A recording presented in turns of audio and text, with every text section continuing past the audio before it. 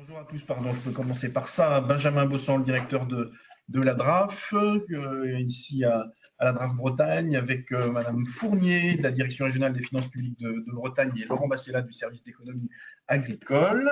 Est-ce que vous nous entendez convenablement? Parce que toutes les personnes qui nous ont rejoints, de ce que je vois, sont en caméra coupée, donc j'arrive pas à voir si vous m'entendez. Sébastien Giraudot de la Chambre, c'est bon pour toi? Ouais, un petit pouce qui se... Oui, pour moi, le son, c'est bon. Ma Moreau confirme, donc ça doit être bon. Merci. Ok, nickel. Voilà. Evelyne, est-ce qu'on a encore des gens en salle d'attente ou est-ce qu'on est bon? Non, on est bon. Bon, super. Eh bien, écoutez, merci de nous avoir rejoints.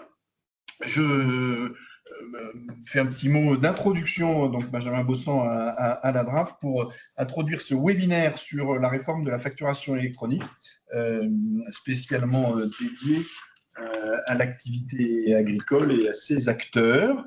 Donc, avec le concours de la Chambre d'agriculture, que je remercie, et sur proposition de la DRFIP, on avait le souhait de vous informer et de vous accompagner sur ce sujet. Et au vu des questionnements que nous avons reçus ces dernières semaines et dont nous avons pu être le relais auprès de la DRFIP, il nous a semblé pertinent de vous proposer ce webinaire qui est une façon de vous partager de l'information et de répondre aux questions sur les impacts de la réforme. Donc, cette réforme, elle va entrer en vigueur à partir du mois de septembre prochain.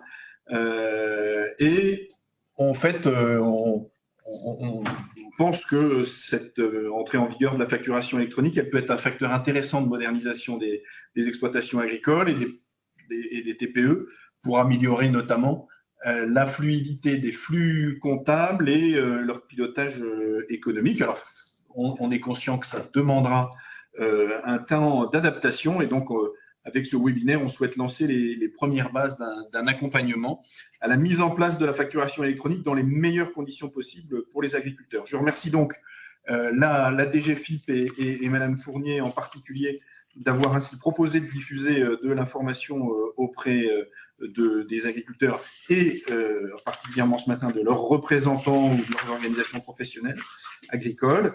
Il nous semble que c'est une belle occasion de communiquer entre le monde agricole et services de l'État pour bien comprendre les spécificités et les diversités des marchés agricoles. Il y aura un focus sur la vente directe, sur la coopération. Voilà, c'est l'occasion aussi pour vous d'identifier les collègues de la DRFIP en région sur ces questions-là. Et puis, merci à la Chambre d'agriculture pour la mise en œuvre pratique de ce webinaire, lequel est enregistré pour permettre ensuite d'être disponible en replay sur le site de la Chambre. Voilà. Alors, en termes de déroulé, on a un petit film de 3 minutes sur le sujet. Délice de la visioconférence, le son ne marche pas, mais il est sous-titré, donc on s'en sort quand même. Madame Fournier, qui est donc la référente facturation électronique à la Direction régionale des finances publiques de Bretagne, nous détaillera la réforme et ses impacts sur le monde agricole. Le but étant de nous permettre de comprendre la facturation électronique et d'évaluer les bénéfices pour les exploitations. Et puis, on va étudier ce qui change concrètement à partir de septembre prochain, le calendrier de déploiement, les moyens de se préparer et de vous accompagner. Et puis, bien sûr, on finira ce webinaire par un temps d'échange autour de vos questions. Et pour ce faire, je vous remercie d'utiliser le chat pour qu'on puisse lister vos questions auxquelles Madame Fournier, que je remercie d'avance, s'efforcera de répondre. Voilà. Est-ce que vous voulez dire un petit mot ou est-ce qu'on lance le film? Dans quel ordre vous souhaitez? Je voudrais dire un petit mot. Alors je suis accompagnée par Madame Hélène Carrès, qui est expert comptable, donc qui a dû se connecter à distance. Il faudra ouvrir son micro dès qu'on diffusera donc le support. D'accord. Donc effectivement, je suis Claudie Fournier, je travaille à la Direction régionale des finances publiques de Bretagne et d'Ille-et-Vilaine. Et je voulais vous faire passer un petit mot avant la facturation électronique.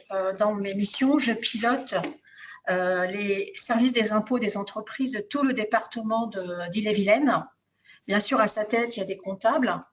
Et je pilote aussi les services des impôts des particuliers, donc les 7 services des impôts des particuliers d'Ille-et-Vilaine. Et en fait, on est vraiment à l'écoute de la population et de la profession agricole. Et on voulait vous faire passer un message, et personnellement, et la directrice aussi avait déjà insisté là-dessus, lorsque vous rencontrez des difficultés déclaratives, des difficultés de paiement, il ne faut pas attendre que ça s'aggrave, il faut contacter nos services parce qu'on a les moyens de vous accompagner et de vous aider pour que cette situation ne s'aggrave pas. Parce qu'en fait, la population agricole, c'est une population qui, on s'en est rendu compte, qui contacte très peu nos services. Donc, je voulais vous faire passer ce message-là. On vous accompagne. La DGFiP, maintenant, a un rôle d'accompagnement économique de tous les secteurs économiques. Voilà. Donc, et je sais que votre directrice, effectivement, Madame Orange-Bitan, est attentive à ça parce qu'elle me l'a dit à plusieurs reprises.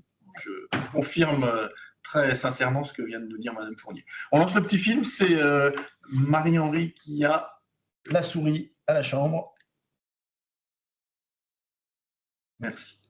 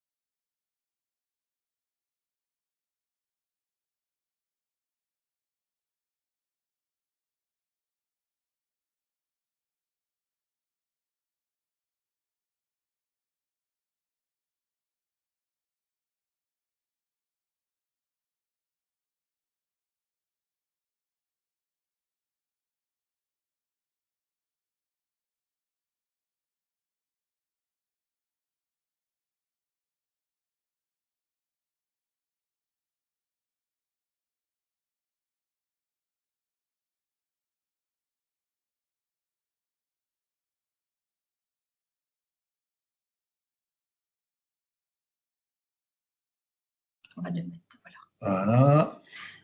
Alors, Est-ce que vous m'entendez? Oui, on vous entend et désolé, je viens de voir comment on pouvait faire pour partager le son. Bon. D'accord. Est-ce que vous pouvez ouvrir le micro de Madame Hélène Carrès, s'il vous plaît? Oui, on va essayer de la trouver dans les participants. Hélène, ça doit être ça. Alors, autoriser le micro et autoriser la caméra. Alors déjà, normalement, je pense que vous pouvez parler. Oui, bonjour à toutes et à tous. Est-ce que vous m'entendez? Oui, très bien. Je vais essayer d'activer votre caméra maintenant parce que visiblement, je ne peux pas le faire d'un seul coup. Ça, c'est moins gênant. Ouais, mais ça y est, je vais y arriver. Je ne vous voyais plus là, mais la caméra. Normalement, c'est bon. Voilà. Parfait. Parfait. Bonjour, Madame Carrès. Bonjour. Madame Carrès m'accompagne et Madame Carrès est expert comptable et connaît très bien le secteur agricole. S'agissant du petit film que vous avez vu, vous pouvez le retrouver sur le site impôt.gouv.fr avec le son. Là, on avait un petit problème de son, mais vous pouvez le retrouver très facilement sur le site impôt.gouv.fr. Je donnerai le chemin à nos intervenants pour qu'ils puissent vous le transférer. Le support de notre déroulé aussi vous sera envoyé. Et à la fin du support, vous verrez, il y a quelques adresses mail sur lesquelles vous pouvez vous renseigner et un numéro de téléphone. Je tiens aussi à vous préciser que lorsque vous cherchez de la documentation sur la facturation électronique, allez sur les sites gouvernementaux, surtout en premier. Il y a beaucoup de sites qui proposent de l'information, des fois de la très bonne information. Quelquefois, l'information, elle n'est pas assez précise. Donc, faites très attention à cela. Donc, je vous propose qu'on déroule un peu, qu'on vous présente donc la réforme de la facturation électronique. Avant toute chose, je voudrais vous rappeler 2 dates. Au 1er septembre 2026, toutes les entreprises, toutes les entités privées et publiques doivent être en capacité de recevoir une facture sous format électronique. Et les grandes et les moyennes entreprises, au 1er septembre 2026, doivent être en capacité d'émettre une facture sous format électronique. Les autres entreprises, donc les petites, moyennes entreprises, c'est au 1er septembre 2027 qu'elles doivent émettre une facture sous format électronique. Comment déterminer une petite entreprise ou une entreprise moyenne? Il y a un critère, le critère le plus simple, c'est le nombre de salariés. Si vous avez moins de 250 salariés, considérez que vous avez 2 dates.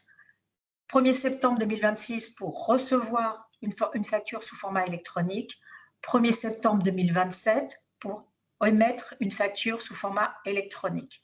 C'est le critère le plus simple. Les critères de taille d'entreprise, c'est les critères INSEE, ça n'a rien à voir avec la facturation électronique.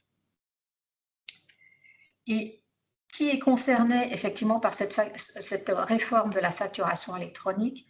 Comme je le disais, toutes les entités qui sont soumises à la TVA. Soumises à la TVA, ça ne veut pas dire payer de la TVA. Vous pouvez être soumis à la TVA, être exonéré de TVA. Donc, toutes les entreprises soumises à la TVA, y compris celles bénéficiant du remboursement de forfait agricole, parce que là, nous sommes dans le monde agricole, vous êtes soumis à la facturation électronique. Je parle aussi des franchises de base. Vous avez des personnes qui sont dans le champ de la TVA, mais qui ne payent pas de TVA, qui ne facturent pas de TVA, mais qui sont dans le champ de la facturation électronique. Tout ceci vous sera rappelé effectivement dans le support qu'on va pouvoir commencer à dérouler. Et je laisse Hélène Carrès rajouter au fur et à mesure, si elle veut compléter, bien sûr.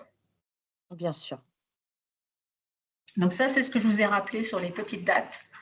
Parce qu'en fait, dans le film, on vous les donne, mais à chaque fois qu'on le déroule, cette présentation, je tiens à insister sur les dates.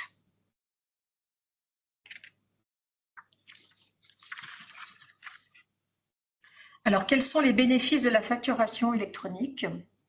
Comme l'a rappelé monsieur, effectivement, vous allez avoir un gain en fait, de gestion en termes de comptabilité, parce que vos factures seront toutes en fait à un même endroit. Vous n'irez plus chercher vos factures par mail, les factures que vous pouvez recevoir par mail, les factures il y en a encore quelques-unes que vous recevez papier. Les factures que vous allez chercher, par exemple, dans des comptes clients. Vous avez vos factures d'énergie, vous devez vous connecter à un compte dans votre fournisseur, dans l'entreprise, dans le compte client de votre fournisseur, pardon. Donc maintenant, ce sera un seul flux. Vous allez pouvoir gagner du temps, surtout, et votre comptable aussi pourra gagner du temps, et ce sera plus sécurisé. On n'aura plus d'erreurs aussi de saisie de factures, puisque le flux sera dématérialisé. Alors, la concurrence sera aussi plus juste et plus loyale, parce que toutes les personnes qui sont en dehors de la légalité vont devoir passer aussi dans ce flux de factures dématérialisées. Elles ne passeront pas effectivement dans ce flux de dématérialisation. Ce qui veut dire que le marché économique de lui-même va assainir certains et éjecter certaines entreprises qui peuvent frauder sur la TVA. Quand vous vendez un produit et que vous soumettez ce produit comme il doit être à la TVA, vous êtes certainement moins concurrentiel que la personne qui est complètement en dehors du système, qui va facturer la TVA, mais qui va facturer moins cher le produit. Donc là, cette facturation électronique va pouvoir assainir. Ça va permettre aussi une amélioration de la connaissance de l'économie pour l'État. Actuellement, moi je pilote, comme je vous disais tout à l'heure, les services des impôts d'Ille-et-Vilaine. Je connais les statistiques au 30 avril de la TVA du département, alors que nous sommes début juillet.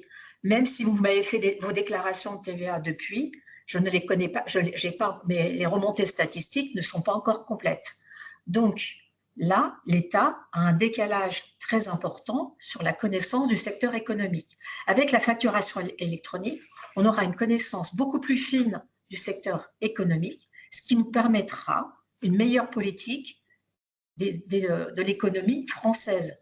Et ce n'est pas anodin parce qu'on a vécu 3 événements là récemment qui ont permis à l'État d'aider le secteur économique de manière globale. Mais si on connaît mieux le secteur économique, on pourra aider beaucoup plus certains secteurs économiques en crise plutôt que d'autres.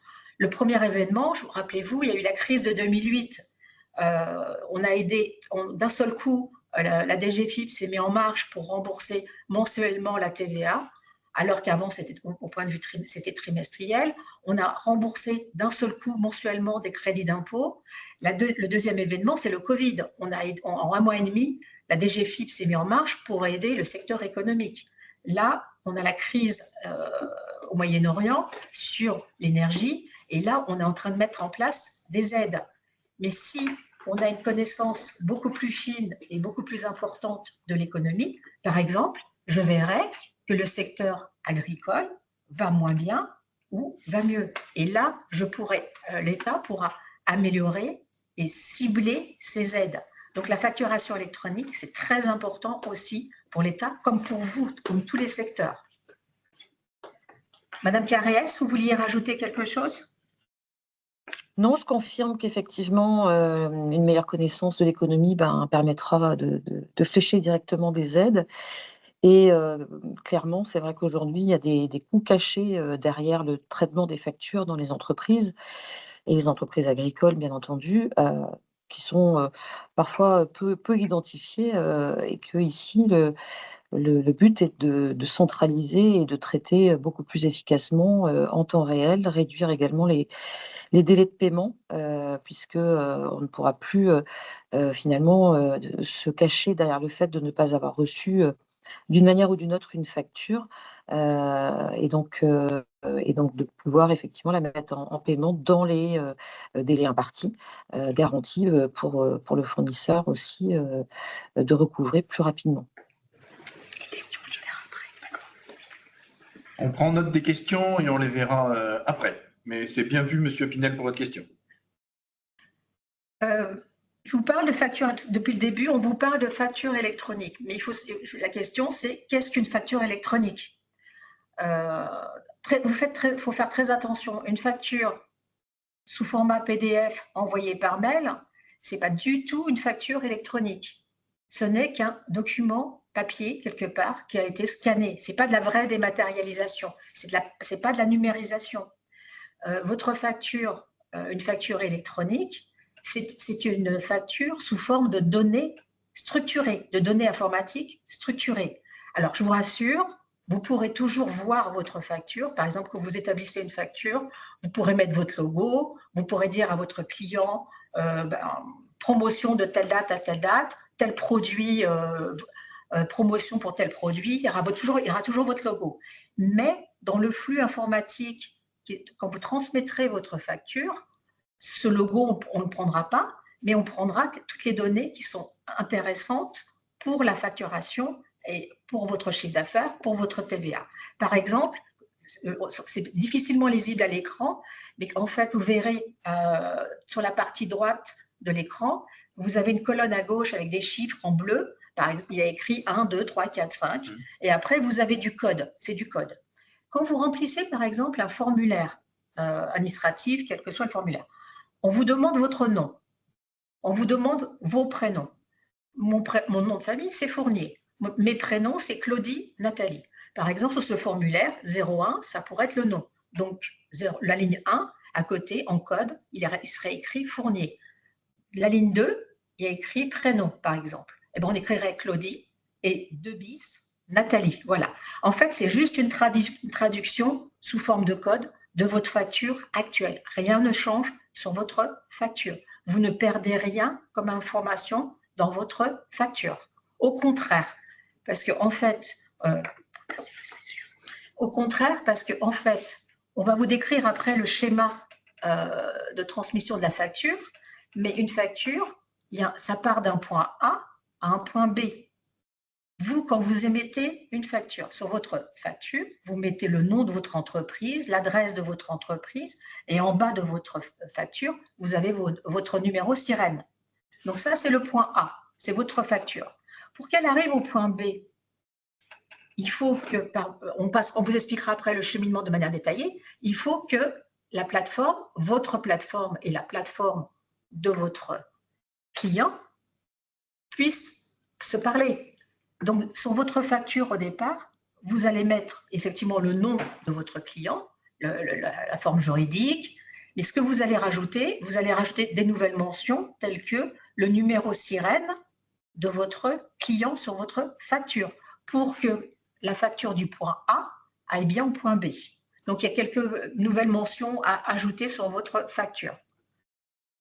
Madame Carrès, vous vouliez rajouter quelque chose ? Non, effectivement, c'est très important de pouvoir avoir des factures très, très normées et donc d'utiliser aussi des outils conformes surtout et connaître bien pour les clients professionnels, ce qu'on verra tout à l'heure, les adresses de facturation électronique de ces clients pour que votre plateforme délivre bien dans la bonne plateforme la facture à son destinataire. Alors, on va vous présenter le circuit de transmission d'une facture des données. Madame Carrès, je vous laisse prendre la main sur le... Oui, tout à fait. Donc, effectivement, dans le schéma proposé en France, il est prévu donc que le fournisseur qui souhaite adresser une facture à un client professionnel, on est bien dans la relation B2B de professionnel à professionnel, le fournisseur établit sa facture suivant les mentions obligatoires nécessaires donc sur son outil de facturation actuel. Il va déposer cette facture sur sa plateforme, celle qu'il aura choisie pour l'émission de ses factures. La plateforme va venir consulter ce qu'on appelle l'annuaire des entreprises. L'annuaire des entreprises est finalement la concentration de toutes les entreprises immatriculées en France concernées par la réforme.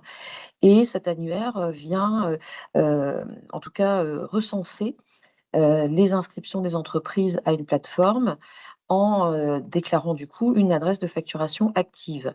Donc, je suis fournisseur et j'ai une facture à transmettre à un acheteur.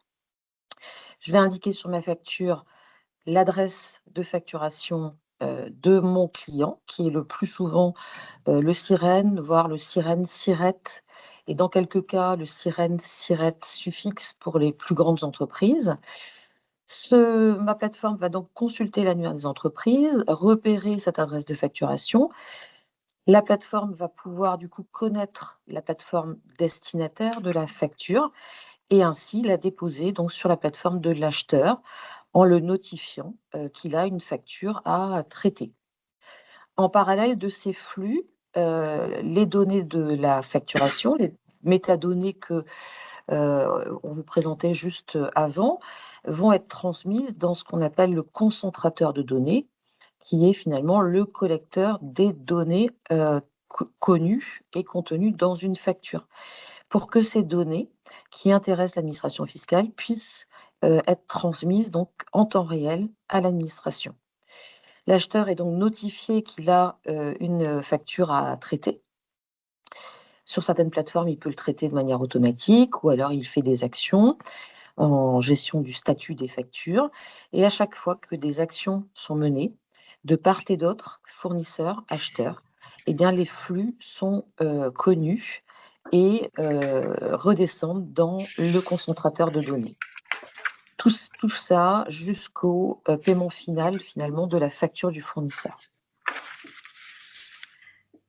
Alors, petit complément, effectivement, vous voyez sur l'écran, au milieu, il y a un grand rectangle où il y a marqué « Annuaire des entreprises, concentrateur de données ». C'est justement, tout à l'heure, quand je vous parlais de la connaissance de l'économie française par l'État, c'est là où on va trouver ces données. Le concentrateur de données va donner les informations de l'activité économique de la France à l'administration fiscale qui va les transmettre bien sûr à l'État et qui va permettre une meilleure politique économique. Mais aussi, il faut penser à autre chose, c'est que ces données que vous allez nous transmettre, l'idée c'est aussi de vous faciliter vos déclarations. Donc à l'horizon 2030, vos déclarations de TVA, le projet est de les pré-remplir. Comme votre déclaration d'impôt sur le revenu, quand vous avez une activité salariée, si vous avez dans votre entourage des personnes qui ont des activités salariées, leur déclaration d'impôt sur le revenu est pré-remplie. Là, l'idée, c'est qu'avec ces données, à l'horizon 2030, on va les récupérer, on les mettra sur votre déclaration de TVA, vous irez regarder votre déclaration de TVA, comme votre déclaration d'impôt sur le revenu, vous la validez et ce sera fini. D'accord ? Autre point, cette déclaration de TVA, sur votre déclaration de TVA, vous pouvez demander des remboursements de crédit de TVA. Actuellement, une entreprise qui me demande un remboursement de TVA, l'idée étant que je ne rembourse pas n'importe comment, en fait, c'est quand même l'argent de l'État.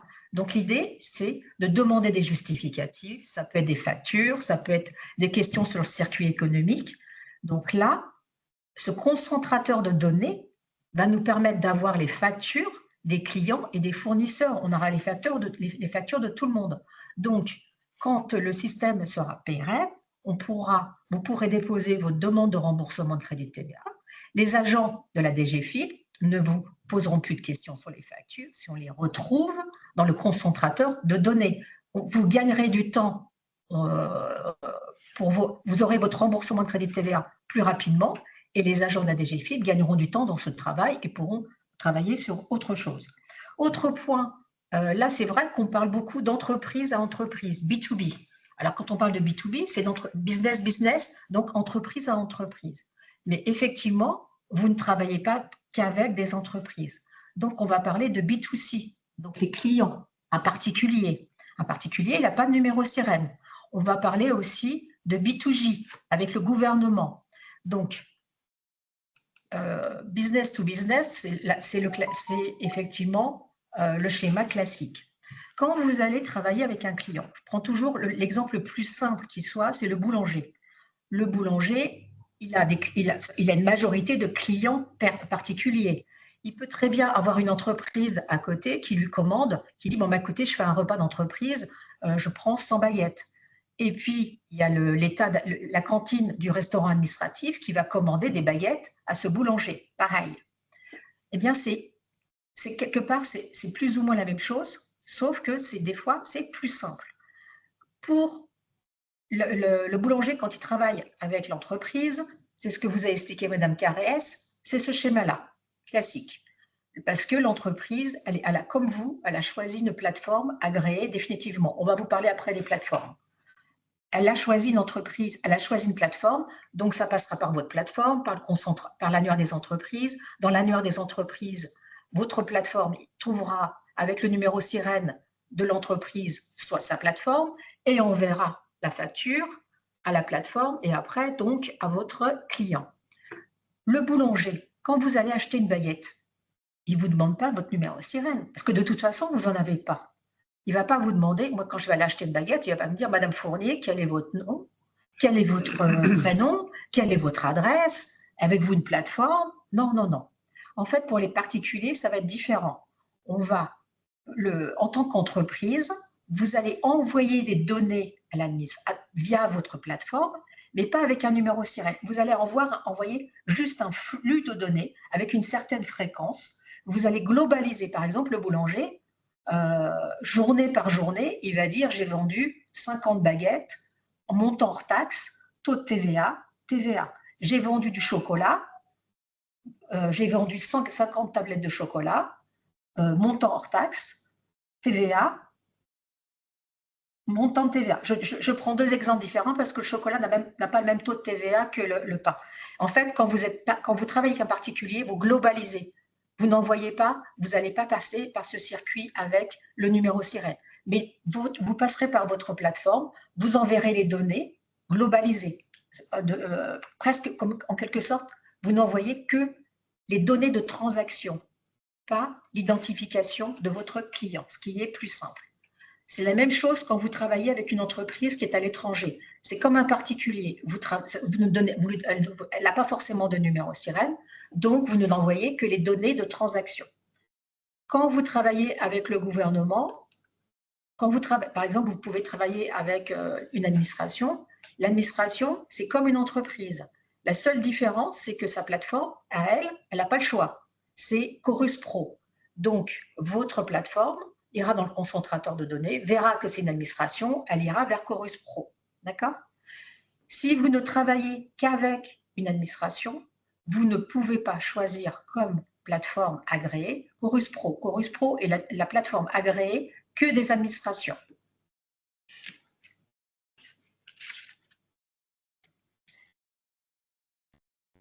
Je laisse Madame Carriès commenter. Oui, tout à fait. Donc, une plateforme agréée, pour être plus précise, c'est une plateforme qui a été immatriculée par l'État, c'est-à-dire qu'elle répond à un cahier des charges très précis, avec des normes de sécurité qui sont les plus hautes nécessaires aussi. Ces plateformes donc, sont destinées à émettre et à réceptionner des factures au format électronique. Donc, à extraire les données de facturation, comme vous l'avez compris, pour les transmettre par le concentrateur de données vers l'administration. Et également, ces plateformes vont vous permettre de gérer le cycle de vie des factures émises et reçues. À savoir que lorsqu'une facture sera transmise, vous bénéficierez d'une notification, comme quoi une facture est à votre disposition. Il conviendra d'accepter cette facture. Et il conviendra également de venir lui attribuer des cycles qui sont des statuts obligatoires à renseigner, jusqu'au dernier statut qui est le fait que vous ayez payé, à savoir que vous indiquiez le paiement transmis. Alors, ce sont des cycles de vie dans la plateforme. Ça n'a pas à voir avec ce que vous ferez réellement sur les modalités de paiement, c'est-à-dire que vous pourrez continuer comme vous faites aujourd'hui, à payer vos factures par prélèvement automatique, par virement, par carte bancaire, par chèque, etc. Simplement, lorsque vous êtes sûr d'avoir effectué le paiement, il faudra venir l'indiquer. Et dans la majorité des cas, le fournisseur devra également lui aussi indiquer de son côté qu'il a bien reçu le paiement. C'est ce qu'on appelle le traitement du cycle de vie de la facture. Vous pourrez aussi, bien sûr, refuser une facture, considérant qu'elle comporte des anomalies, des erreurs, des écarts par rapport à votre bon de livraison ou votre commande, et ainsi, par la plateforme, demander à ce fournisseur d'établir un avoir pour tout ou partie, en le stipulant directement dans des modalités de réponse. La plateforme est l'organe, quand vous l'aurez choisi, qui va mettre à jour l'annuaire pour votre entreprise. Comme je l'ai dit tout à l'heure, l'annuaire donc est alimenté par la DGFiP sur la base du fichier des entreprises en France, pour les entreprises concernées par la réforme. Il y a encore des mises à jour de cet annuaire en cours.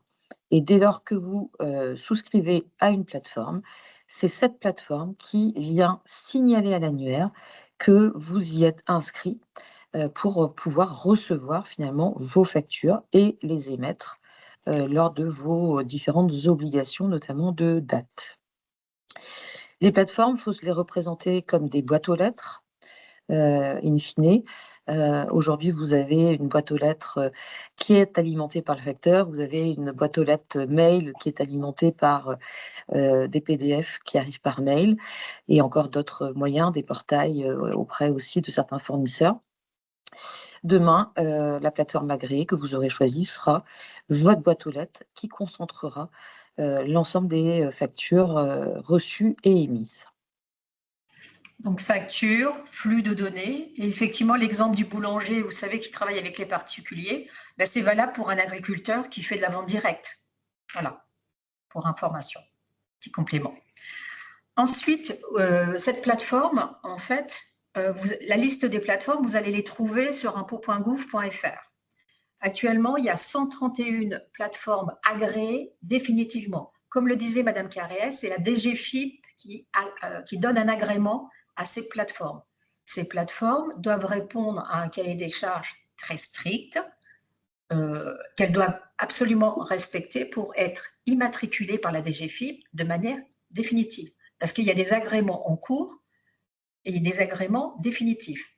Quand vous allez sur la page, c'est sur le site de Chorus Pro, quand vous allez voir les plateformes, vous avez deux listes. En haut, une liste de plateformes agréées définitivement et une liste de plateformes qui est agréée, qui est en cours d'agrément. C'est parce qu'en fait, ils sont encore en train de faire des tests. Le cahier des charges, il y a un cahier des charges que toutes les plateformes doivent remplir. Il y a dans ce cahier des charges, vous pouvez le retrouver sur Internet, il fait 78 pages, mais je pense que vous avez autre chose à faire qu'à lire ce cahier des charges. C'est très compliqué à comprendre. Donc, la DGFiP demande à des entreprises, elle ne demande pas, c'est les entreprises qui viennent vers la DGFiP qui demandent à être plateforme agréée définitivement. Donc, la DGFiP regarde si elle respecte le cahier des charges. Entre autres, pour être dans ce cahier des charges, il faut être en capacité d'émettre, de recevoir des factures, de tenir le flux, c'est-à-dire le volume de factures avec un certain nombre de clients. La DGFiP fait des tests. Dès que la plateforme a avancé nous dit « ça y est, je suis prête », on va aller tester la plateforme. On fait des tests de volumétrie, on fait des tests de sécurité. Ce qu'il faut savoir, c'est que les plateformes agréées, pour être agréées définitivement, doivent présenter un niveau de sécurité le plus haut qui existe actuellement. Elles sont très sécurisées. 100% de sécurité, je préfère être honnête, ça n'existe pas. Mais là, on est sur des normes les plus hautes qui existent en France. D'accord ? Qui peut être plateforme agréée? En fait, toutes les entreprises peuvent être plateforme agréées si elles construisent une plateforme pour véhiculer des factures. Une entreprise étrangère peut devenir plateforme en France, mais à une seule condition, il faut que les données soient hébergées en Europe. Ce qu'il faut savoir, c'est que cette réforme, ce n'est pas une réforme française, c'est une réforme européenne, mais surtout mondiale. Vous avez les États-Unis, vous avez le Mexique qui sont déjà dans la facturation électronique. Au niveau européen, la Belgique, l'Italie, l'Espagne, le Portugal sont déjà dans la facturation électronique. C'est une obligation qui nous est donnée par l'Europe et qui est un peu donnée aussi par le monde des affaires. Donc, on a été contacté, la DGFiP a été contactée justement par des plateformes américaines qui nous disaient « moi, je sais faire de la facturation électronique, je peux vous garantir des flux, je peux vous garantir des volumes ». Sauf qu'elles n'hébergeaient pas les données en Europe. Vos données de comptabilité, vos données sont importantes, donc il faut qu'elles soient hébergées en Europe. Donc, elles n'ont pas été agréées. Actuellement, on a agréé définitivement 131 plateformes. Au 1er septembre, on espère, on est en train de s'orienter vers 151 plateformes agréées. Cette réforme, elle est importante, la facturation électronique. Ça permet de lutter contre la fraude à la TVA, comme je vous l'expliquais. L'Italie a récupéré quand même 16 milliards de TVA. Et c'est aussi, cette réforme, elle n'est pas anodine, parce qu'elle permet aussi de lutter contre le blanchiment d'argent et le terrorisme au niveau mondial. Donc, sous forme d'une petite réforme, pour certains pensent que c'est une petite réforme, au niveau mondial, c'est énorme. Et même au niveau européen, pour le blanchiment d'argent du terrorisme, ça va le ralentir et on essaiera de le bloquer. Enfin, je ne sais pas, je ne peux pas vous garantir une garantie à 100%. Mais c'est un des objectifs, c'est vraiment d'éviter le blanchiment d'argent. Les plateformes sont immatriculées pour 3 ans. Elles sont régulièrement auditées. Donc, on revérifie qu'elles respectent toujours les conditions qui font qu'elles peuvent être plateformes agréées.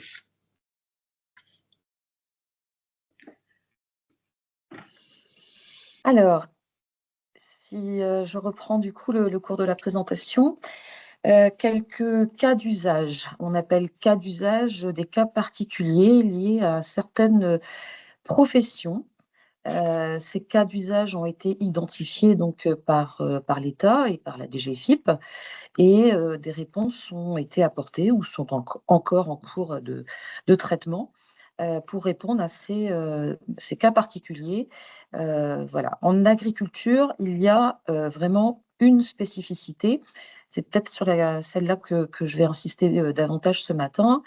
C'est le cas particulier de l'autofacturation par les coopératives agricoles. En effet, dans vos métiers, principalement, vous êtes concernés par une collecte de marchandises par vos coopératives et le plus souvent, c'est cette coopérative qui établit, au vu des marchandises collectées, qui établit une facture pour votre compte. Il s'intercale donc en tant que mandataire, si on veut, et vous propose la facturation des marchandises, alors même que vous en êtes le fournisseur. Et d'ailleurs, bien souvent, cette facture de coopérative comporte à la fois des produits qu'elle vous achète, mais également des prestations ou des produits qu'elle vous vend. Et donc, en général, on a de la vente et de l'achat dans une même facture et avec un paiement qu'on dit par compensation, c'est-à-dire que par différence entre ce que la coopérative vous doit et ce que vous lui devez, elle vous verse donc ce montant.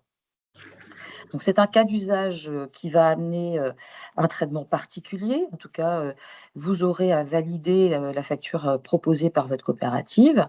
Et par contre, en termes donc de date d'entrée dans la réforme, même si cette coopérative est de taille conséquente et qu'elle est considérée comme grande entreprise ou entreprise de taille intermédiaire de plus de 250 salariés, eh bien, l'obligation pour vous de traiter cette autofacture ne trouvera effet qu'au 1er septembre 2027, qui sera probablement dans la majorité de vos cas de figure, votre date d'obligation d'émettre des factures.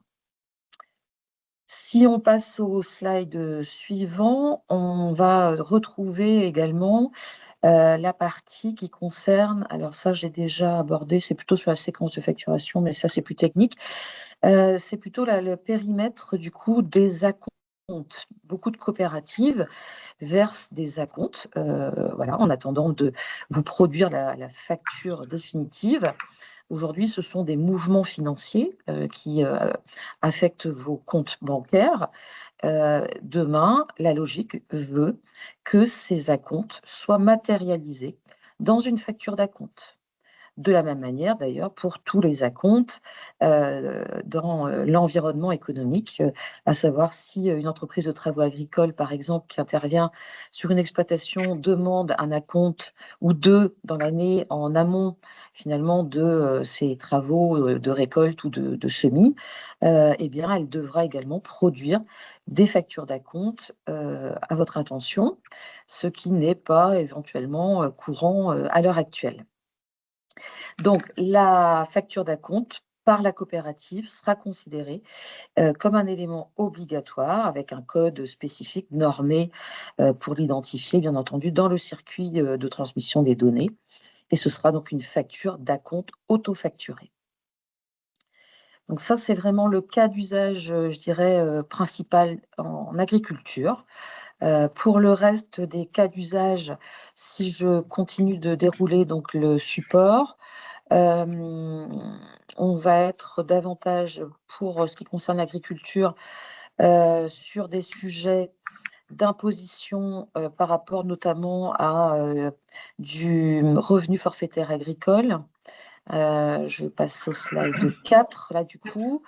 Donc, il va falloir bien discerner effectivement votre cas de figure par rapport à l'assujettissement à la TVA, par rapport du coup à vos obligations vers vos clients professionnels ou vers des particuliers, voire des transactions avec des entreprises à l'étranger.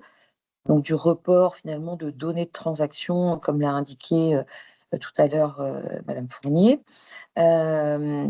Donc, voilà, des obligations nouvelles qui apparaissent pour des activités qui relèvent uniquement du remboursement forfaitaire agricole. En ce qui concerne, si je passe au slide numéro 5, les relevés de compte. Donc aujourd'hui, beaucoup de vos coopératives, de vos prestataires même, joignent à vos factures des documents qui peuvent être des relevés de compte, par exemple, des bons de livraison également. Donc toute cette documentation-là sera jointe à la facture électronique, même si effectivement elles n'ont pas d'intérêt en tant que tel pour les données contenues, mais pour que vous retrouviez un périmètre finalement équivalent à ce qui vous est aujourd'hui transmis par mail ou sur des comptes de coopérative. En ce qui concerne la facturation à l'étranger, le cas numéro 6, c'est vrai qu'il peut vous arriver de réaliser de la vente à l'étranger. Ça peut être pour des marchandises, ça peut être pour du matériel également que vous revendez.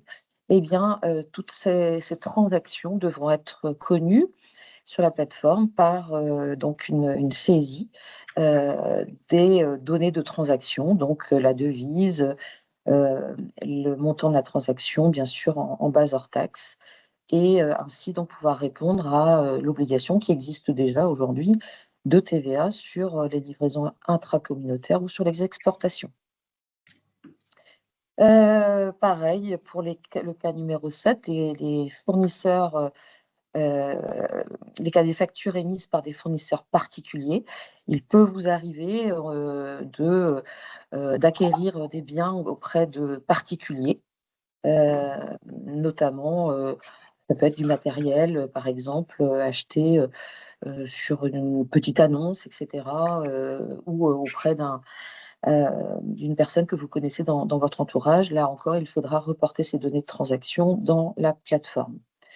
Pour ce qui est du cas particulier du photovoltaïque, il y a des petites distinctions, surtout eh bien, si comment dire, vous êtes particulier en fonction de la puissance développée et en fonction également de l'attribution d'un numéro sirène.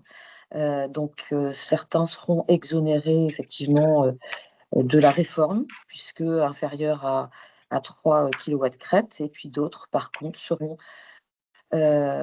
soumis à la réforme, donc obligés de choisir une plateforme et d'y déposer les documents, même effectivement si on est en régime micro-entreprise, puisque le principe de base veut que cette activité soit assujettie à la TVA. Donc soumise à facturation électronique. Bien sûr, si les panneaux photovoltaïques sont dans le bilan de l'exploitation, à l'actif du bilan, la question ne se pose pas que de faire connaître ces informations sur la plateforme choisie. Concernant les primes PAC, elles sont donc complètement exclues du périmètre de la réforme, puisque ces primes PAC en tant que telles ne sont pas soumises à TVA. Donc aucun aucun reporting à réaliser sur les plateformes. Ça restera un traitement comme actuellement. Pour ce qui est des avances de trésorerie, qui sont une pratique assez courante aussi en agriculture, que ce soit des avances culture, avances de stock, etc. Donc, ces avances, si elles donnent lieu en tout cas donc, à une réalisation de vente, doivent faire l'objet d'une facturation qui corresponde au montant des acomptes sur la commande. En revanche, donc, les arts et cautions qui peuvent être versés préalablement ne sont bien sûr pas soumises. On est sur des mouvements financiers exclusivement et donc là ne donne pas lieu à une facture. Enfin, donc, la rémunération en souscription de parts sociales, c'est aussi un sujet fréquent en agriculture, ne donnera pas lieu à reporting sur la plateforme puisque se situe en dehors du champ de la TVA, là encore, on va dire, aspect purement financier et donc exclu du champ de la réforme. Les factures périodiques ou récapitulatives, donc elles reprennent les opérations réalisées sur des périodes de facturation.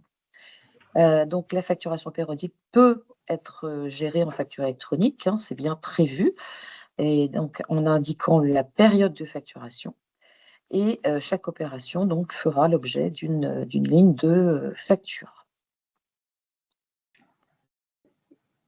Voilà pour les cas d'usage. Et donc, je rappelle, le principal cas d'usage est celui de l'autofacturation. Je vous invite aussi à vérifier que les plateformes retenues gèrent bien ce sujet de l'autofacturation et probablement de manière automatique pour vous éviter aussi de la saisie ou de la mise à jour manuelle. Alors, vous aurez le support, je vais le rajouter dans le support, un slide avec des références à des lignes, à des sites internet, avec des liens vers impôts.gouv, sur les liens de France Numérique et quelques écrans sur l'annuaire des entreprises. Je rajouterai quelques informations et je réadresserai le support. Vous trouvez en fait effectivement la liste des plateformes agréées parce que vous devez choisir une plateforme agréée, mais vous pouvez être accompagné dans ce choix. Vous avez un comptable, vous avez un expert comptable, vous avez des fédérations professionnelles, vous avez des acteurs autour de vous. Ça peut être aussi votre banque qui peut vous accompagner. Il faut se poser la question pour choisir une plateforme, combien de factures j'émets? Combien de factures je reçois par an? Il faut regarder son besoin. C'est comme pour acheter, avant, il y a quelques années, quand les téléphones portables sont arrivés, on prenait un peu, on choisissait pas trop, on prenait ce qu'il y avait. Maintenant, on regarde quels sont nos besoins. Est-ce que j'ai besoin de SMS? Est-ce que j'ai besoin d'appeler? Est-ce que je joue sur mon téléphone? On regarde ses besoins par rapport à son abonnement. Là, c'est pareil. Il faut se poser la question, combien de factures j'émets par mois ou par an? Combien de factures je reçois par mois ou par an? Et puis trouver, comme le disait Madame Carrès, une plateforme qui correspond à mon activité aussi. Parce que vous verrez, il y a 131 plateformes, mais toutes les plateformes ne vous correspondent pas.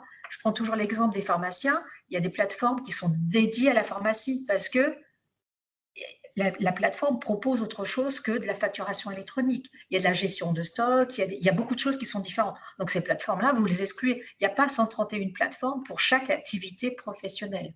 Donc là, il faut que vous regardiez avec votre comptable, votre expert comptable, avec peut-être votre banque, parce que votre banque fait peut-être une plateforme, avec vos fédérations professionnelles, parce que vos fédérations professionnelles peuvent peut-être vous accompagner. Là, ça peut vous aider. On va remonter peut-être aux premières questions. J'ai vu... il y a aussi souvent la question du coût des plateformes. Est-ce que souvent on me demande, alors comment choisir une plateforme? Vous allez sur le site impôts.gouv.fr, il y a un petit questionnaire.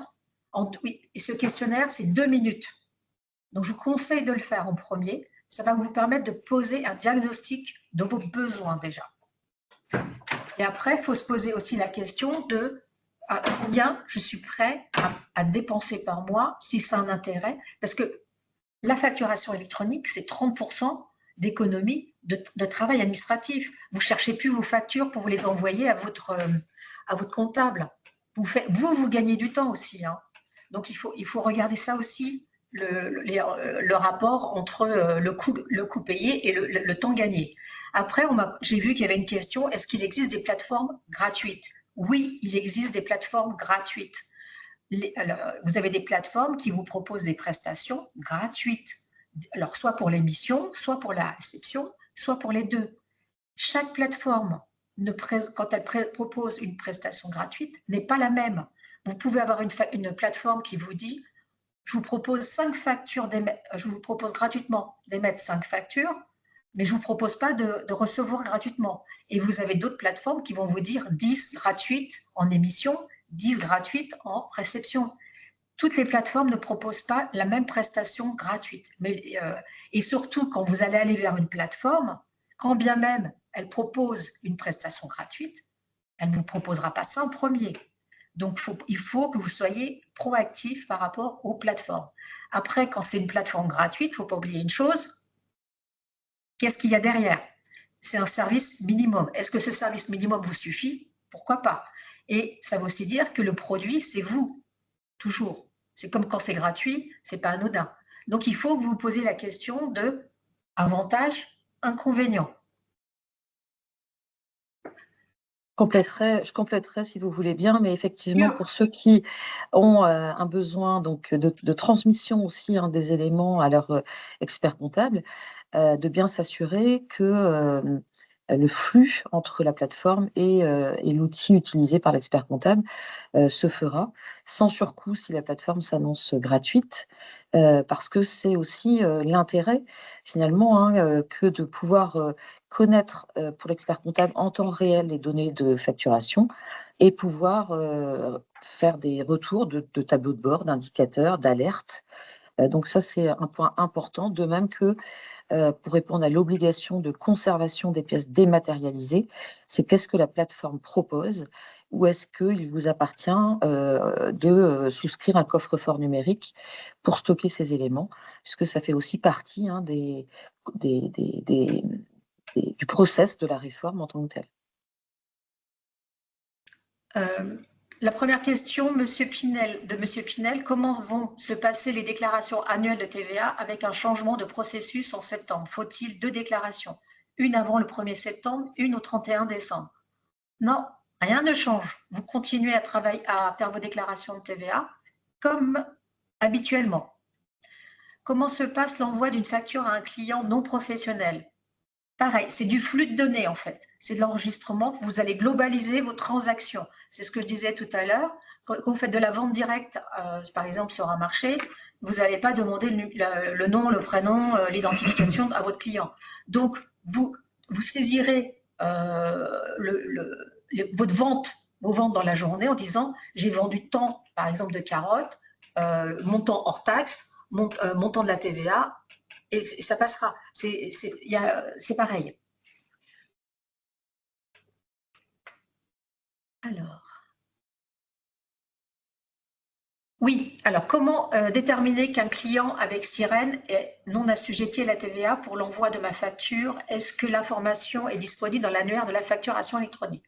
Comme le disait Madame Carrès, dans l'annuaire de la facturation électronique, il y a les entreprises et les entités qui sont soumises, enfin, qui sont dans la réforme de la facturation électronique. Mais pour l'instant, toutes les entreprises ne sont pas encore chargées dans l'annuaire. La DGFiP s'est basée sur les données de l'INSEE, mais on est en train de charger au fur et à mesure. Donc aujourd'hui, vous pouvez très bien ne pas retrouver une entreprise, mais dans une semaine, elle y sera. Mais au mois de septembre, octobre, on y sera de toute façon. Madame Carré, je vous laisse prendre des questions aussi, si vous voulez. Oui, tout à fait. On parlait ici, donc il y avait une question sur est-ce que les associations n'employant pas de salariés sont également concernées par la réforme? Elles peuvent être concernées si elles sont fiscalisées, si elles sont donc à but lucratif, à voir toutefois par rapport au seuil donc de chiffre d'affaires lucratif ou d'activité, mais il faut vérifier effectivement au cas par cas pour chaque association. Et l'annuaire des entreprises peut être une source d'information aussi concernant cet assujettissement. De base, si l'association est fiscalisée et assujettie à la TVA, il y a un faisceau d'indices pour dire qu'effectivement, elle est concernée par la réforme. Alors, autre chose, effectivement, les associations et les SCI, les sociétés civiles immobilières, il y a des cas très particuliers. En fait, Madame Carriès, tout à l'heure, parlait des cas d'usage. Elle vous a présenté certains cas d'usage. Les cas d'usage, c'est des situations, quelque part. Et en fait, les associations, ce n'est pas si simple que ça. Donc, il y a une fiche dédiée aux associations et il y a une fiche dédiée aux sociétés civiles immobilières sur le site impôts.gouv et sur le site de l'AFNOR. Dans l'AFNOR, vous allez dans la boutique de l'AFNOR et vous avez accès gratuitement à ces fiches. J'enverrai, en même temps que je remettrai à jour le support, j'enverrai la fiche sur les associations et la fiche sur les sociétés civiles immobilières, parce que c'est effectivement les deux questions qu'on a le plus souvent. Et les associations, il y a quand même quelques conditions, ce n'est pas si simple que ça. On ne peut pas vous l'expliquer en 5 minutes. Je rajouterais peut-être ici la spécificité du monde agricole par rapport à notamment les GFA. On a beaucoup de questions, nous, pour les GFA. Donc, je vais repréciser peut-être les deux catégories. Donc, le GFA loue des terrains non aménagés, évidemment, et n'a pas opté à la TVA. Il va devoir s'inscrire à une plateforme uniquement pour la réception des factures d'achat. Donc, c'est la règle qui s'impose. Donc, obligation uniquement en réception des factures de professionnels vers le GFA. En revanche, le GFA qui loue des terrains non aménagés et qui a opté à la TVA, donc là, en théorie, on le sait, eh bien, ce GFA va devoir utiliser une plateforme agréée à la fois pour transmettre, bien sûr, ses recettes, mais également recevoir ses factures fournisseurs. Donc là, réception 1er septembre 2026. On a aussi pas mal de questions pour les bailleurs de biens ruraux. Donc, il y a une grande différence, là, encore une fois, sur le fait de l'option à la TVA ou non. Si le bailleur donc de biens ruraux a opté à la TVA, il est bien sûr concerné par à la fois la réception de factures et l'émission de ses recettes. Si en revanche, ce bailleur est exonéré de TVA, il n'a aucune obligation d'émission et ne sera pas non plus concerné par la réception. Donc ça, ce sont des notions importantes et c'est vrai que ça touche une population qui est moins avertie probablement sur le sujet. Donc, je préférais aussi éclaircir bien cet aspect-là pour vous, en tout cas, public majoritairement agricole.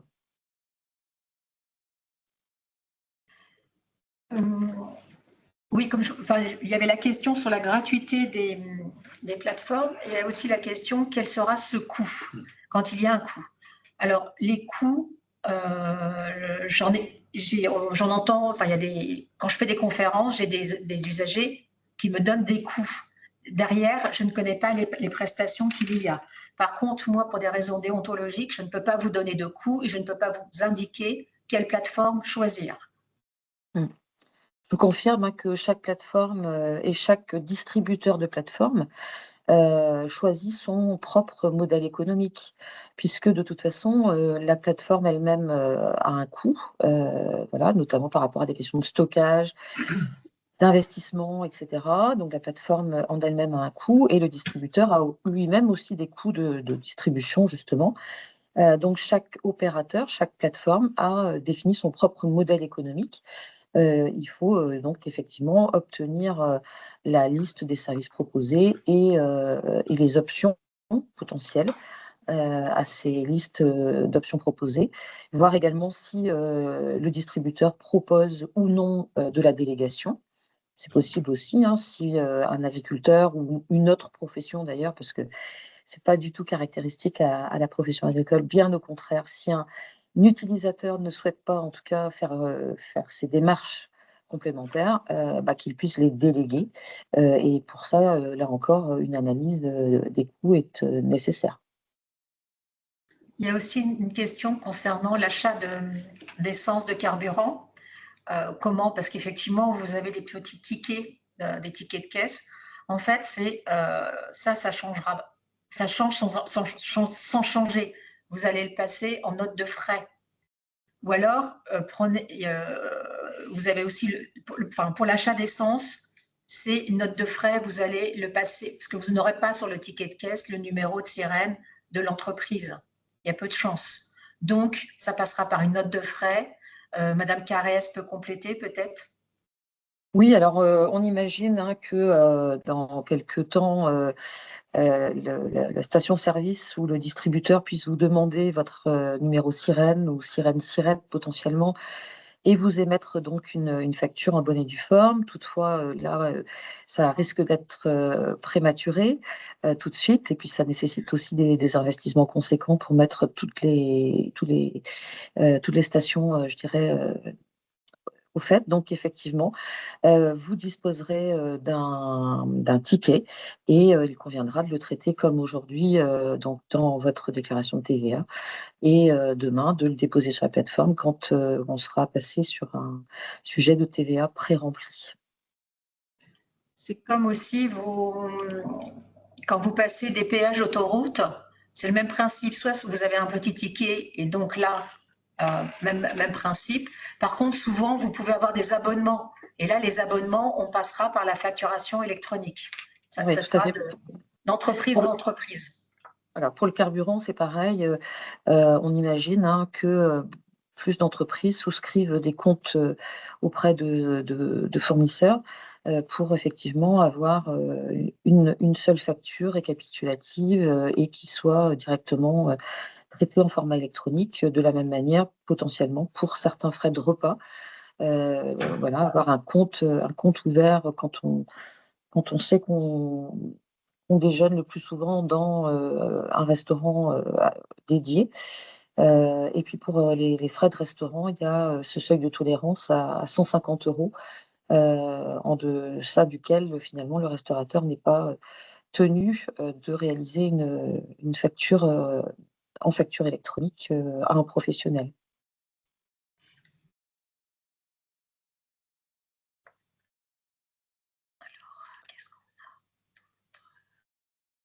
Voilà. Si je réponds à la dernière question, donc ce qui est envisagé, donc c'est quelques rappels, quelques relances, mais je vous laisserai compléter, bien sûr.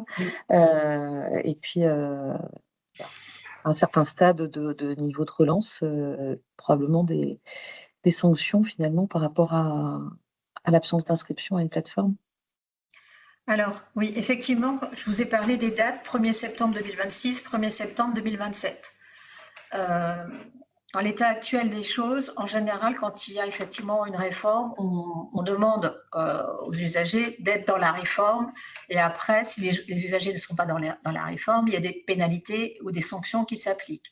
Là, le ministre Amiel l'a bien dit, et je vous le répète, je dis 1er septembre 2026, essayez d'y être. Si vous n'y êtes pas, et les sanctions ne tomberont pas tout de suite.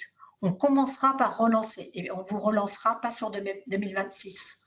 On commencera à travailler un peu plus tard là-dessus. Là, on est plutôt dans de la bienveillance. On vous laisse prendre encore du temps pour vous y mettre, mais essayez d'y réfléchir dès à présent pour être dans la facturation électronique le plus tôt possible. Pourquoi? Pas seulement parce que c'est une obligation légale, mais vos clients, vos fournisseurs, ils seront peut-être, et pour eux, c'est quelque chose qui facilite leur travail, leur comptabilité. Les charges administratives pour eux, c'est une économie. Donc, si vos clients, vos fournisseurs y sont déjà, vous aussi, il faut que vous y soyez. Mais la DGFiP, dans un premier temps, sera bienveillante. D'accord? Si au 1er septembre, vous n'avez pas choisi votre plateforme, on ne vous mettra pas de sanctions. D'accord? Je tiens à vous rassurer. Et le ministre Amiel l'a dit au mois de mai. Mais essayez d'y être, s'il vous plaît. Il y avait une question également sur les formations, je vois notamment par rapport à ce que nous pourrons proposer. Mais oui, les cabinets, de manière générale, proposent des formations. Donc, je vous invite à vous rapprocher de votre cabinet d'expertise comptable, surtout si vous avez déjà fait un choix.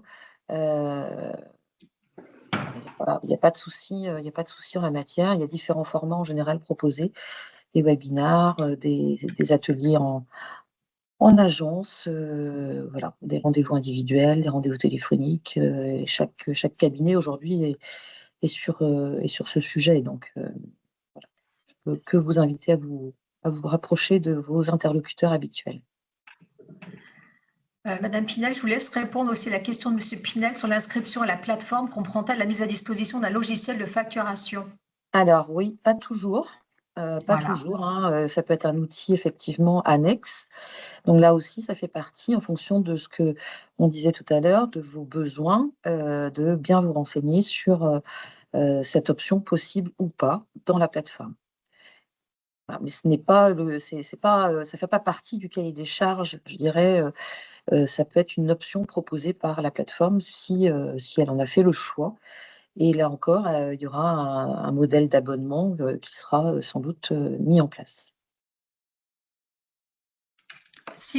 Alors, je vous conseille d'aller sur je répète, hein, si vous allez sur impôt.gouv, il y a un petit questionnaire en 2 minutes pour connaître vos besoins, vos attentes.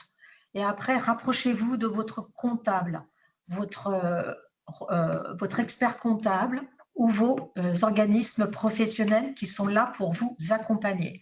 À la fin du support, vous avez vu, il y a un numéro de plateforme d'assistance 0806 807 807. Derrière, ce sont mes collègues qui répondront à vos questions. Ils répondront à vos questions, aux questions générales sur la réforme, parce que cette réforme, ce n'est pas une réforme de la DGFiP, c'est une réforme d'État. Comme je vous l'ai expliqué, c'est européen, c'est mondial. Donc, on ne va pas vous dire telle plateforme, elle est bien pour vous. Tel coup, mes collègues vont vous donner les indications que je vous ai données aujourd'hui. Ils vous diront sur le site impôt.gouv, vous pouvez revoir le film, vous avez telle page, là il y a l'annuaire des plateformes. On restera sur des réponses généralistes.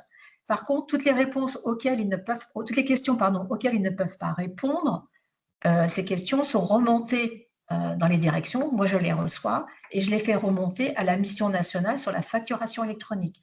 Et quand on a des questions qui sont récurrentes auxquelles on ne peut pas répondre, eh bien, on crée ce qu'on appelle un cas d'usage, c'est-à-dire les cas d'usage qu'a commenté Madame Carrès. On se dit, il y a une question importante pour les usagers, il faut l'écrire et il faut donner une réponse écrite et qu'on va partager tous ensemble.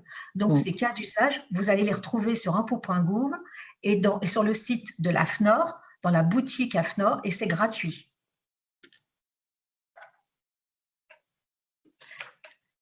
Oui, je vais redonner le numéro de téléphone. 0806 807 807. Du lundi au vendredi, de 8h30 à 18h. Mais vous l'aurez sur le support, hein, parce que le support va vous être transmis. En direct live. Voilà. Mais je vais compléter le support que vous avez eu avec des adresses mail, avec des copies d'écran du site impôt.gouv.fr et je remettrai bien sûr ce numéro de téléphone. Je ne sais pas s'il y a dernière petite question pour le chat. Sinon, merci beaucoup, mesdames, d'avoir pris le temps de nous expliquer tout ça. Les participants étaient beaucoup d'organisations professionnelles agricoles qui vont pouvoir diffuser dans leur réseau ces éléments. Effectivement, comme on l'a rappelé dans le chat, merci à la Chambre d'agriculture qui a enregistré le webinaire pour pouvoir le mettre en ligne sur son site internet. Pour que vous puissiez effectivement soit y retourner, soit indiquer à vos collègues ce lien pour le voir. Et puis, Mme Fournier a beaucoup insisté sur le site impôt.gouv.fr où vous retrouverez notamment avec le son la petite vidéo de tout à l'heure, mais tout plein d'autres renseignements. Et puis, nous rediffuserons à l'ensemble des personnes qui se sont inscrites au webinaire le diaporama complété des éléments que Mme Fournier nous a dit y ajouter. Et merci aussi beaucoup, Mme Carrès, de s'être jointe à nous pour compléter et faire ce travail à deux voix. C'était précieux. Merci beaucoup.